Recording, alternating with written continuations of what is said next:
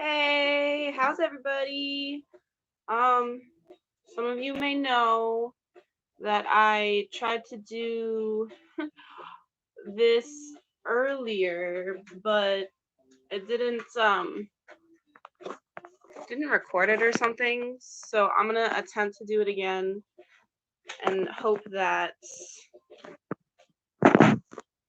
it just doesn't cut me out. I'm trying to get in frame this right here. It has the materials and steps. I don't know if you guys can see it. It is a good cheat sheet for me to remember and keep myself on track. But anyways, hey, welcome to my video. I'm Katie, and today we're going to be trying to make face masks. I'm not 100% sure if I'm going to be able to explain it properly, but I hope I do. Anyways, I'm not expecting to have a lot of people viewing this on live stream, but I did decide to do a live stream for this due to my current situation because I'm working so much. I don't have time to sit down and edit a 40-minute long video, which is what I had recorded. And I was like, well, today is the day I'd like to upload. And so here we are. But I'll be putting timestamps in the description below. If y'all are watching this later, go ahead, check that out. You can skip to where you need to get.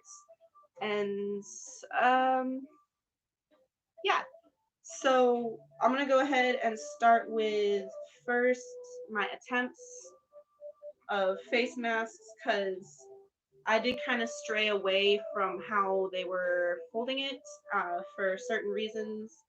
This is the first one I made. It is a 3-fold recommended type of thing. I did put a dart right there for the chin to just kind of cup it underneath, because it's recommended that the face mask is as close as possible to your face. I, however, like room to breathe. Otherwise, I kind of just go into a panic attack or the equivalent of, and yeah. Also, this right here, I don't know if I didn't make big enough folds, which is most likely what happened, but I kept breaking my thread, and you can kind of see that's like thick. And so 2 pluses of the way that I am going to show y'all how to make face masks is that it's easier to sew and it's more form-fitting. This is the second one. This is the prototype of my finished mask. It's the same except for the fact that instead of elastic, I was using ribbon, and a very thin ribbon at that.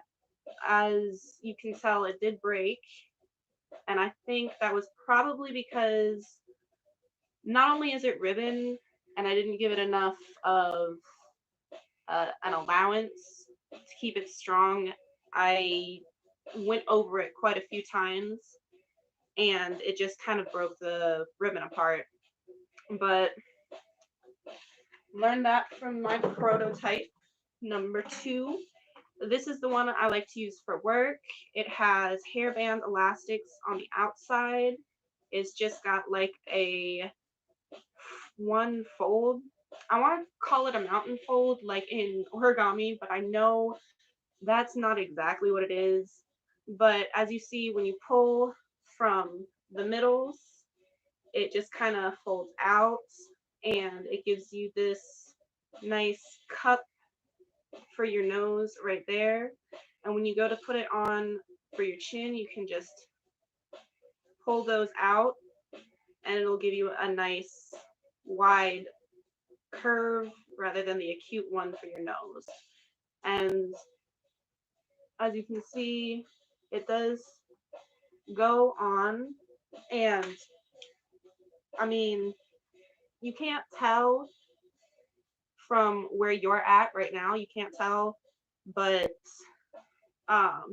with these folds right here, they do create kind of like those masks that go on the face like this. There is a point of contact close to your face at the whole circle. There's a whole 360 there. Anyways, I'm gonna go ahead and plug in my iron and tell y'all what we need for this tutorial. You need an iron, that's for sure. And ooh, oh my goodness, I just gotta fix this. I got it stuck in my hair. Okay, so you want to set your iron to really whatever's recommended for your interfacing. But what you're going to need is a 12 by 9 sheet of cotton, tightly woven fabric. I think 600 thread count is recommended, and that's doubling it over, which is what we're going to be doing. The interfacing that I'm using is not the kind that you use for masks, like the actual medical face masks or something, but you can go online and find those. I think Threadbanger, their YouTube channel, they did a live stream that was, they used Filti, Filti brands. They're being sponsored. And so like you can go in and use those. Mine is just, it's a thick, kind of like what you would use for a collar. And I have the fusible kind. I don't know if you can quite tell, but it's got the shiny glue that you iron on. And the other side is just regular interfacing. And I have to iron that on. You want to set your iron to whatever temperature is best for your fabric and for your interfacing. And this is just, it's a towel, life hack, hashtag. The next thing, the other things that you're going to need are thread. You want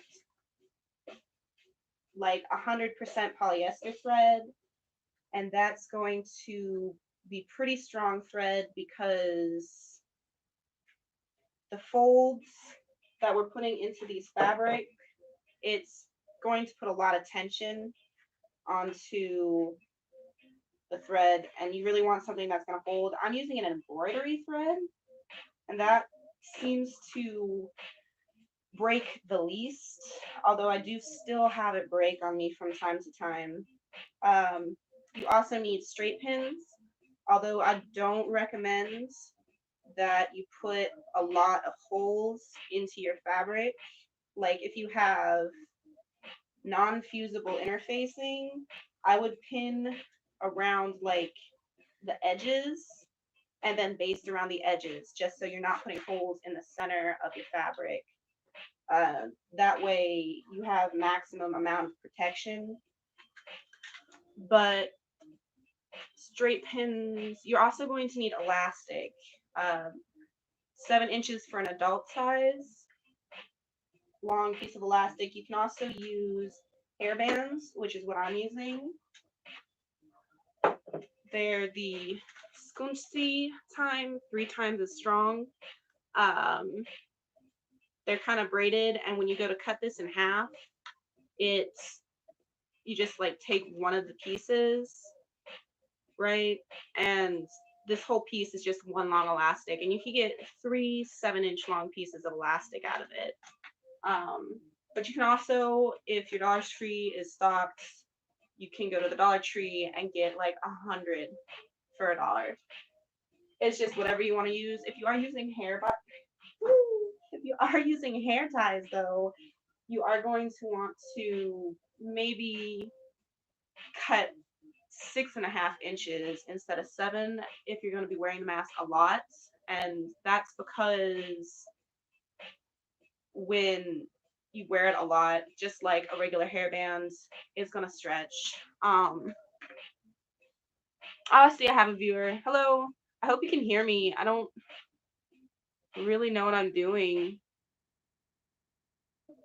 Okay. I don't know. Last time there was little green dots on the bottom of the screen, but hopefully you can hear me. So now that we have this attached to the fabric, you're going to want to fold it right sides together, and that means the fabric sides together.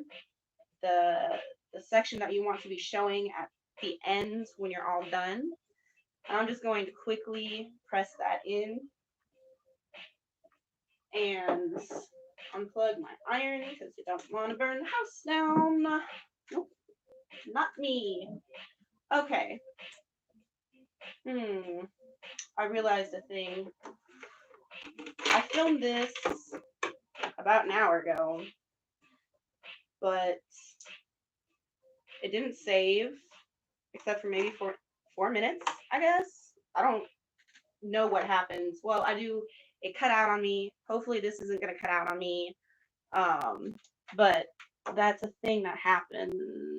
And I got done with the whole thing, and it got to the end screen, and the end screen was like, hey, what you want to do? And I pressed the wrong button, and I guess it didn't save anything except for the 4 minutes, which is fine with me. I need to make some face masks for some friends anyways. But you're just going to want to load your thread and your bobbin into your machine. I'm just using a black thread. Hopefully you'll be able to see it with the pattern. It's a pretty light pattern of fabric. All right. I'm going to get a marker and a ruler real quick. Be right back.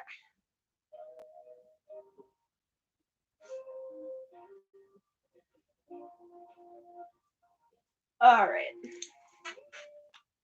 So, you want to sew the open ends right here, but you want to leave a 2-inch gap. So we're going to go ahead and mark the 2-inch gap, and I'm just using a Crayola Super Tip marker because it washes out pretty easily. It's a gray.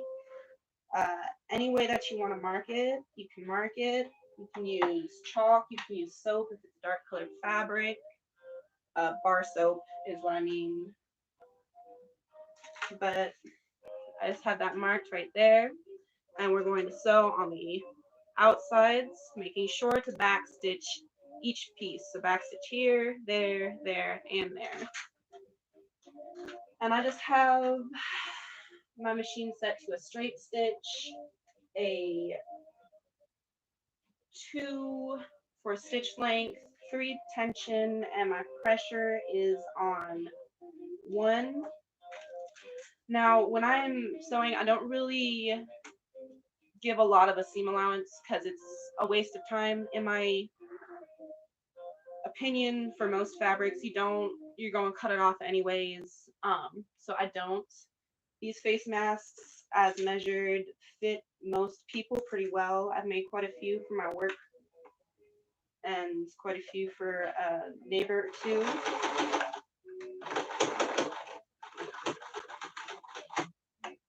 Oh no. I don't know why.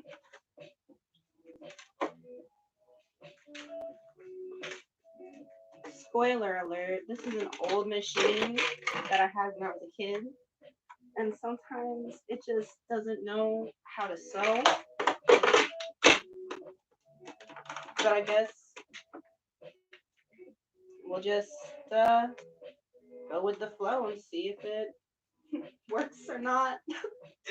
Maybe I'm just not meant to put this video out there. Maybe there's some sort of weird wrong information, and somehow miraculously a YouTuber with 7 subscribers ends up making it big for this.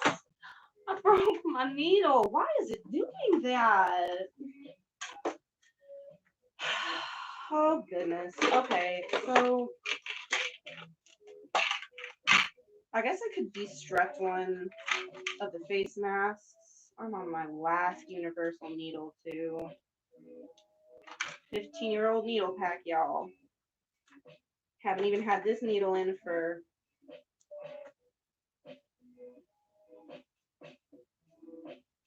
I don't know, like not even 24 hours worth of sewing. So that's a fun thought.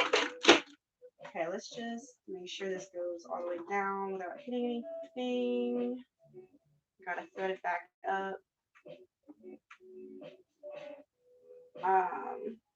So what is it? The CDC, the World Health Organization, they recommend wearing a face mask when you go out. It's not really anything that's going to prevent you necessarily from getting COVID. It's going to help prevent you from spreading COVID.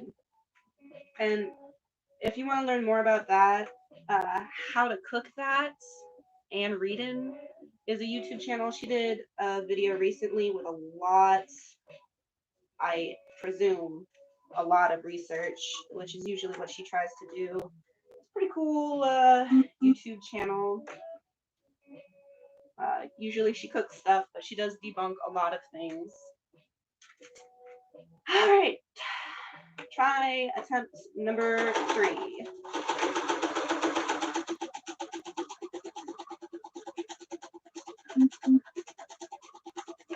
All right, when I get to that dot, I don't even bother cutting the thread. I just pull it over to that second dot and repeat.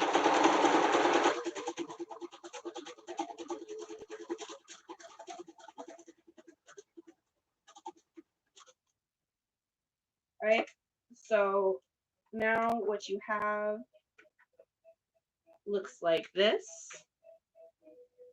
There's going to be a gap right here. This is where we're going to flip the whole project right side out after we put the elastic in. I guess I'm going to go ahead and use this black one. When I'm disassembling these braided ones, I like to cut it on the glued section, and it's kind of stuck together. And to figure out where the actual glued part is, you just pull it, and the glued part will have that little like knot. Can you see it? I hope you can.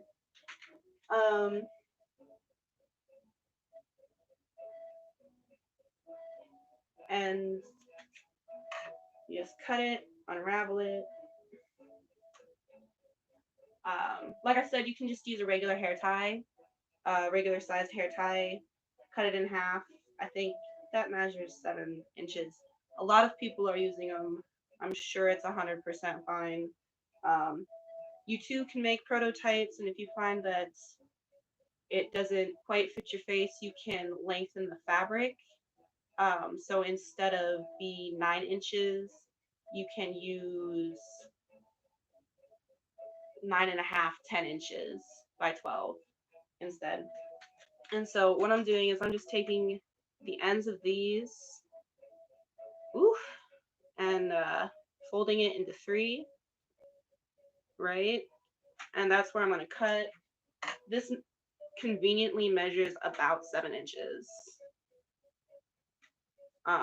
It's not always 100% accurate, but it works. These are not the sharpest scissors, but I'm not really going out much, so I'm using what I got. It's a thing. Now, when you are, I'm not even going to try to cut the string right now. Like I said, when you're pinning things into this, you don't want it to really puncture. You want to puncture as little surface area as possible.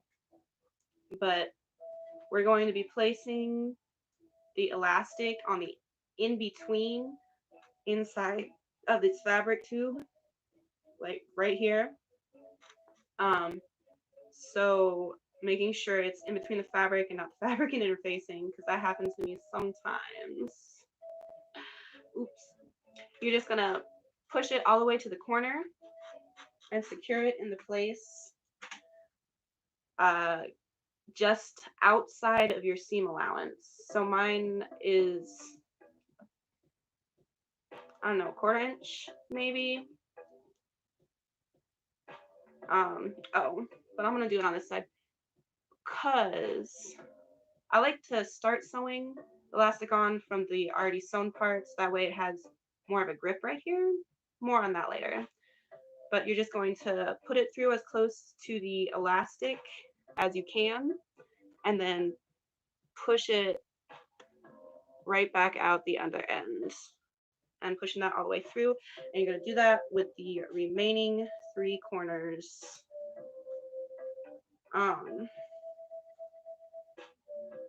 Did I finish explaining how face masks don't actually protect you from getting it? I don't remember. And reading, yeah, totally did. But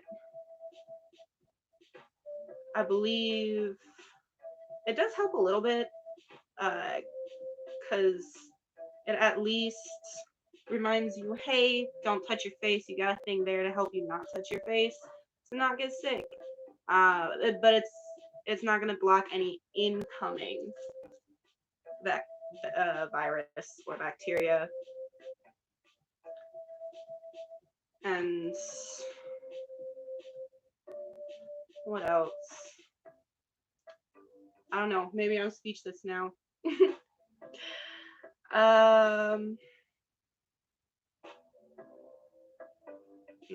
When you're inserting the elastic, you're going to want to leave just the littlest bit hanging out. Oh, and when you go to sew it in, you're not going to want to just do a straight line back and forth on it, right? You're going to want to do kind of like a zigzag up and then down. Like I was saying with the ribbon, it might just be because it was ribbon, but I did also break the face mask that I usually use. The elastic just kind of broke off, so I had to sew it back on. And my assumption, which is logical to me, I don't know if it's logical to you, is that it's such a small piece of elastic that because I went over it straight, it poked so many holes in it that it was basically like when you were in preschool and whatever, and you were trying to cut out the maps with push pins. Did anybody else do that? I did that. It was one of my favorite activities, I think. That was a long time ago. But okay, so you have the pins in, still not changing anything. The stitch length is the same. It's still a straight stitch. You still want to make sure you back stitch at least once. And we will be seeing the results in just a minute. Oh, so you still want to you're going to have to push at the beginning the elastic through, because there's not enough surface area for the feed dog to push it through.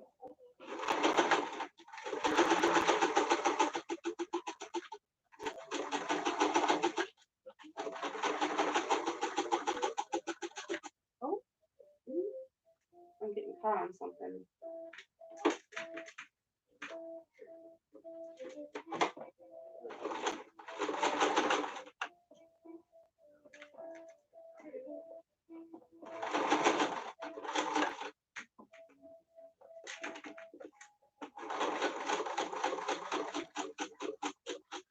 Oh my gosh, what can go wrong will go wrong every single time. I don't know what it's caught on. I think it's just some of this excess string. I'm just going to cut that. It was always trim your strings as you go. It's just, it makes life so much easier, trust me.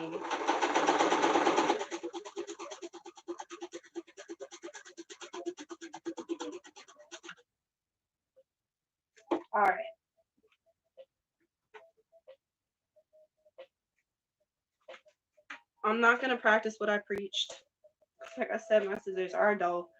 But this is what I was talking about with the zigzag. That's how you're going to want to secure them in like that. And on to the next side, just the same as you did. I guess another just little thing is that you want the gapped line at the top, you want the corners to meet where you've sewn. So yeah.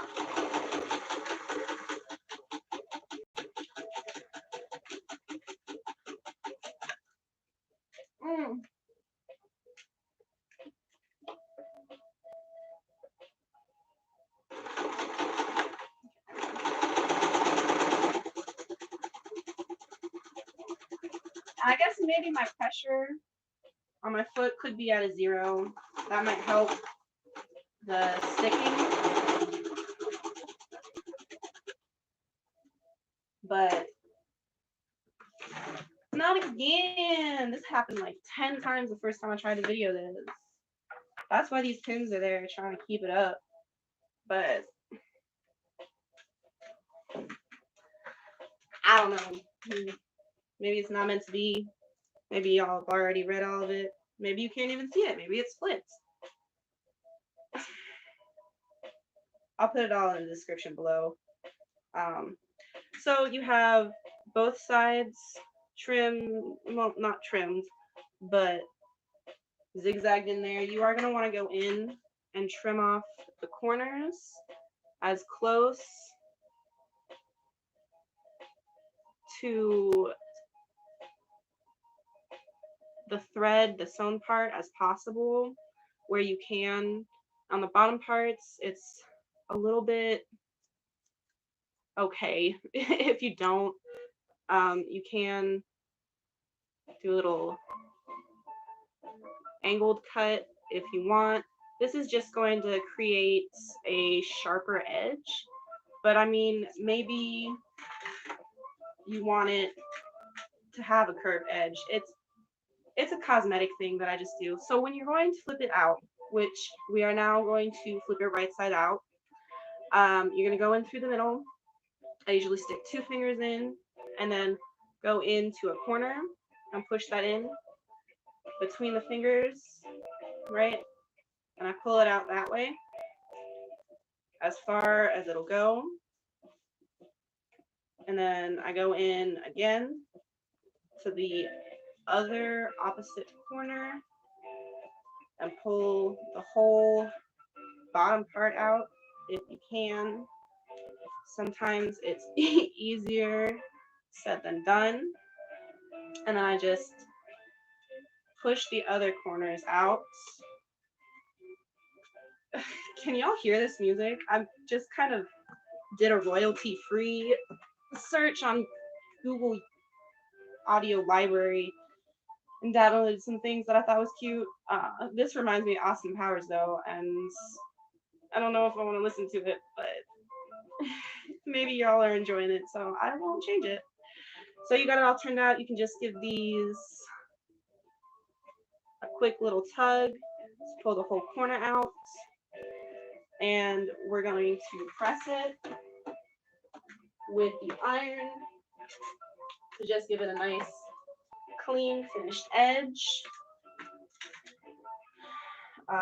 and so that this little gap here has enough seam allowance for us to secure it closed when we top stitch it. So when we're talking top stitching, it's for the most part cosmetic. You could just top stitch this opening if you'd like. You could do a blind hand stitch. I like the finished look of a top stitch though. A lot of the time I use an overlock. I don't have an overlocking machine, but I do have this stitch. I'm not going to do that. That takes a long time. Zigzags are really cute, and actually I'm going to do a zigzag on this. But I also use the triple stitch, which is just where it goes 3 stitches, 3 stitches, 3 stitches, all the way down. I like to use that one for children masks. Did I mention you're not supposed to put a face mask on a child 2 and under, apparently? I don't know. I don't remember. I, like I said, filmed this hour or two ago, and it just didn't upload. So we're going to need that iron one more time after this. Wow, I keep saying a lot.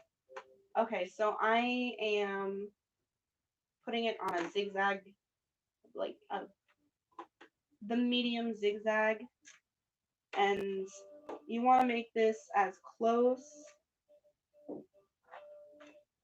to the edge as possible without it going over the edge and without it, like, you still want to leave a little bit of room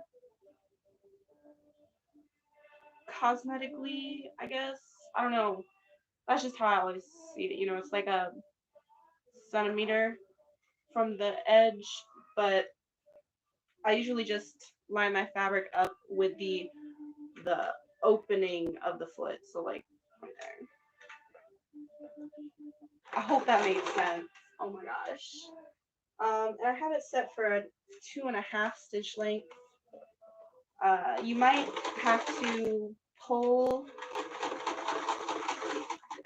the elastic at the beginning because it is not going to catch on the feed dog.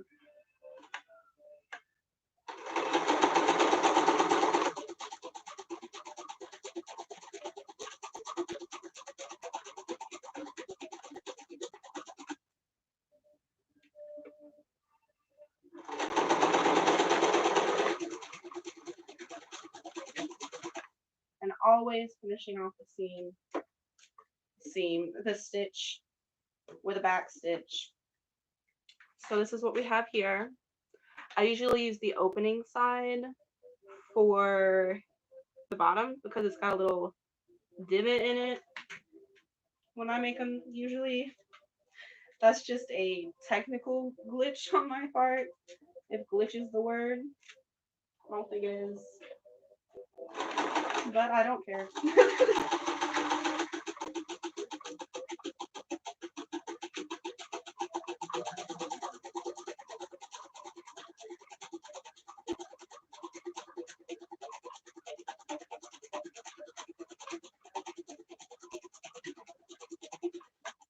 Alright. So now that we have that done, oh man, I do not know why I unplugged this. That was like, what, 2 minutes? We're gonna have to mark the middle. But before that, let me just go over, like, when you're making these for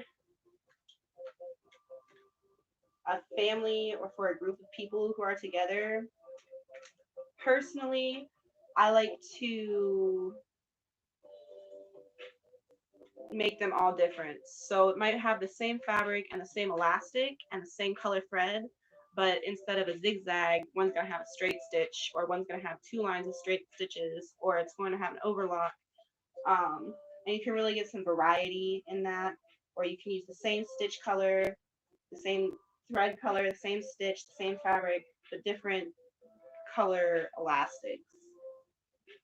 And this way, people aren't going to mix up anyone else's face mask. So that way, if they're sick and somehow did not catch the other's thing, it's not gonna spread.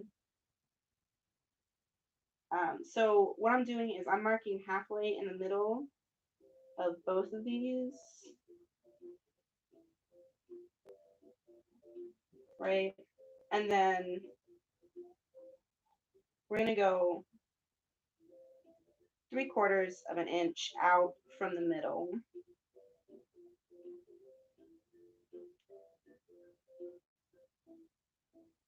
And you can make a line going across if you need to, especially on the outer dots, which I'm about to show you in a minute.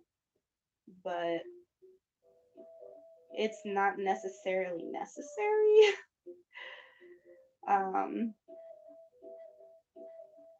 I guess I'm used to making origami, so that being said, I'm kind of biased towards the situation. And I don't know.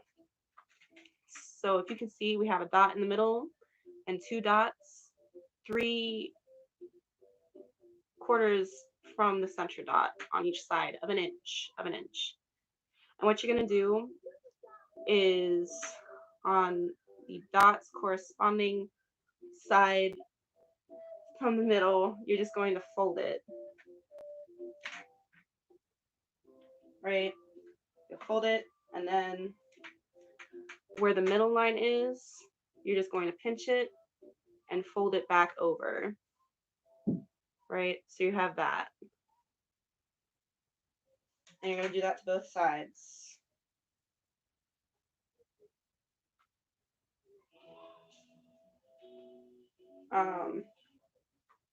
If it's not even, it still works as well, I think. I haven't necessarily tested them out, but I have made uneven ones and they open the same. So that's great. Sorry if y'all can hear any noise in the background of people. My neighbors are having a family get together.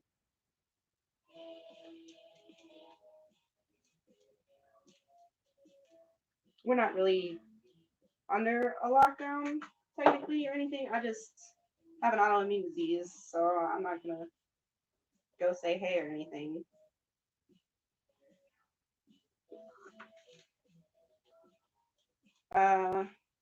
So once you have it folded, you're gonna press the whole thing down. Both sides is preferred. Being careful not to melt the elastic. And if it doesn't meet in the center, it's whatever. Truly, truly whatever. You can probably play around with that if face mask doesn't fit properly lengthwise from nose to chin. But this is what it's going to end up looking like and folded. There we go. This side views. And last step here, we have to sew along the short ends. You want to be careful because this part with the seam allowance and the folds, it's very thick. This is when you're going to want to have a high tension on your thread. And thank you, Oma, for suggesting that. It worked great. But if you're having trouble with your thread breaking, you just go ahead and push it over a little bit. It's not going to ruin the integrity or the fit of the mask too much, I don't think, even if it's half an inch. So how we're going to sew this is we're going to start on the edge, right? As soon as you get to the fold, back stitch, go over to the middle, right? And we're still sewing right here, but you back stitch, go to the middle of this fold, back stitch to the end of the fold, go all the way to the middle of the whole thing, and back stitch, and you repeat that. So it's like a train, and that way, if you're constantly wearing the mask, it should hold for a few 100,000 uses. I haven't broken mine yet except for the elastic, and that was because I was inexperienced at what I was doing or whatever. So I'm just going to quickly go over these with a straight stitch 2 setting for my stitch length. And once again, because of the elastic, you might have to pull it through lightly. You don't want to skip a stitch or anything.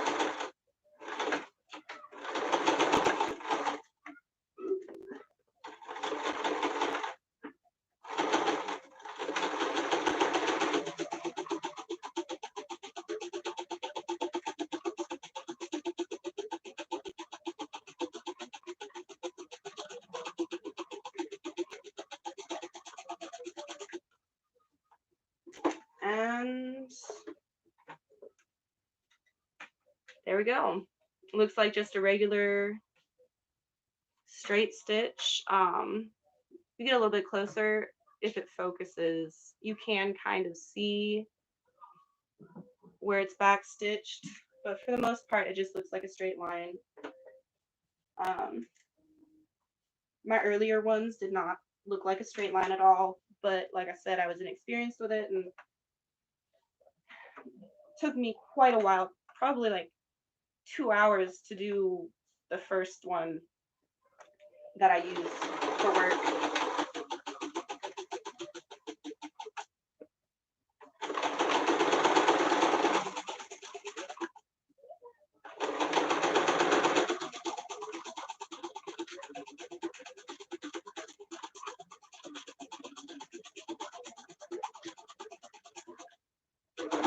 Okay, but for some reason, the machine was wiggling around on me and sliding all over the table, so maybe you can tell just a little bit more in this one. I really went up close to that real quick, didn't I?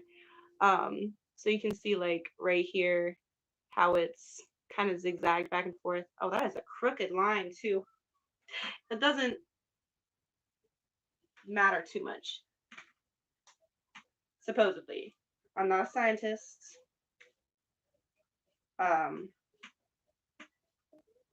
The shape that fits the face looks similar regardless of how crooked your lines are. So it should still cup your face.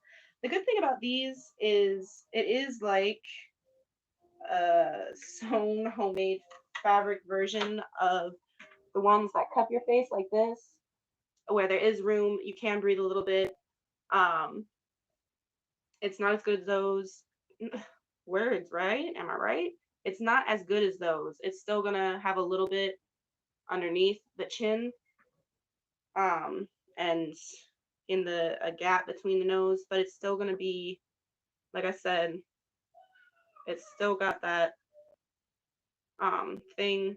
And if you needed to, you can always do some darts, and you just fold a little triangle so that it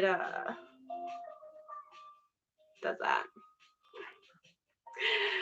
So that's all I have. Thank you all very, very much for watching. You can go check out my other videos if you want. They're a bit nonsensical, a bit informative, very much awkward for me to watch anyways. I don't know about y'all, but maybe you'll like them. My next video is part of my 365 hairstyle challenge series, and I believe I'm planning on uploading it on the 8th. I'm trying to do every 5 days. So I love y'all. Bye.